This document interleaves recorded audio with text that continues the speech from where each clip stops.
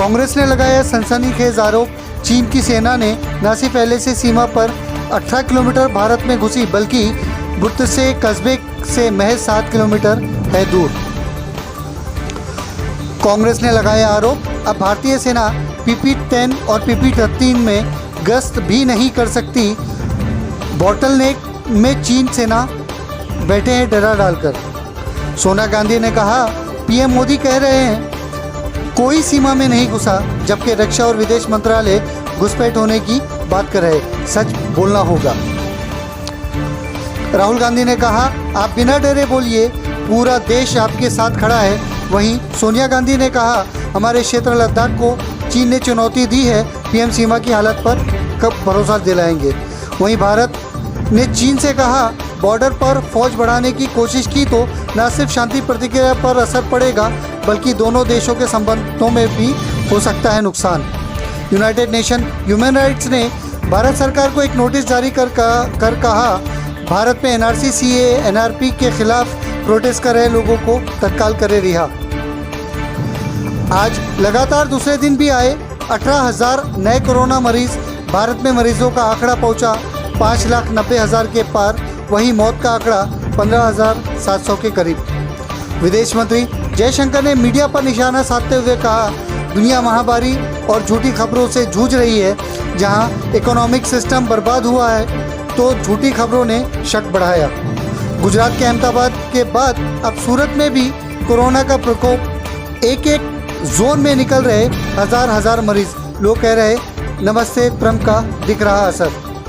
BJP विधायक गोपी चंद पडलकर के बयान, शरद पवार महाराष्ट्र में कोरोना है, पर रामदास आठवले ने जताया विरोध। कहा, अपना बयान वापस ले, हर जगह हो रहा विरोध। 3 बच्चों की मां के प्राइवेट पार्ट में केरोसिन डालकर लगाई आग, बियर बोतल डाल दी, 2 दिनों तक तार से बांधे रखा। ससुराल पक्ष के लोगों ने नागौर जिलों की इस घटना को दिया अंजाम। तमिलनाडु में पुलिस हिरासत में हुई पिता पुत्र की मौत के बाद खड़ा हुआ हंगामा। परिवार ने लगाया बेरहमी से पीटने और अप्रकृत यातना देने का आरोप। मृतक के परिवार वालों ने मृत शरीर लेने से किया इनकार। कहा, मलाशय और शरीर पर लगाई यातनाओं के निशान साफ। आरोपी पुलिस कर्मियों पे दर्ज हो हत्या का केस। MP के पिपरिया में गौरक्षक प्रमुख नन्हे दादा की रॉड लाठियों से हमला कर कुछ लोगों ने मौत के घाट उतारा, गोलियां भी चलाई। राजस्थान के बाद अब टिड्डी दल हरियाणा में हुआ दाखिल। प्रशासन ने दिए निर्देश, किसान आवाज वाले यंत्रों के साथ रहे तैयार। हरियाणा राजस्थान में दाखिल हुए टिड्डी दल की लंबाई 10 किलोमीटर और चौड़ाई 6 किलोमीटर बताई जा रही।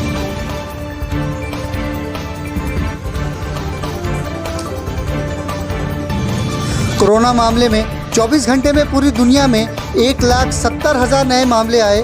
अकेले ब्राज़ील में 41,000 नए मामले। विश्व में आंकड़ा 1 करोड़ के पहुंचा करीब। डोनाल्ड ट्रंप पे मंडरा संकट। रैली में शामिल पत्रकार बोला, मैं कोरोना संक्रमित। पिछले हफ्ते टुलसा रैली में हुआ था शामिल, बाद में संक्रमित होने की हुई पुष्टि। वैक्सीन पे WHO का बयान, हमारे पास कोरोना वैक्सीन कभी नहीं रही, उम्मीद है अगले साल तैयार हो जाएगी।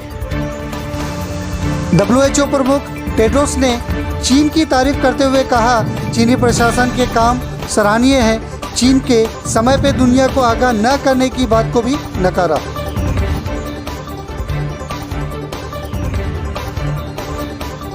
मनपा आयुक्त तुकाराम मुंडे ने सदन में रखा काम का लेखा जोखा। कहा, सारे काम नियमों की चौखट में रहकर किया, अच्छी सेवा के साथ साथ पैसे भी बचाए। कांग्रेस ने सदन का वॉकआउट करते हुए दोहरी नीति का महापौर संदीप जोशी पर लगाया आरोप।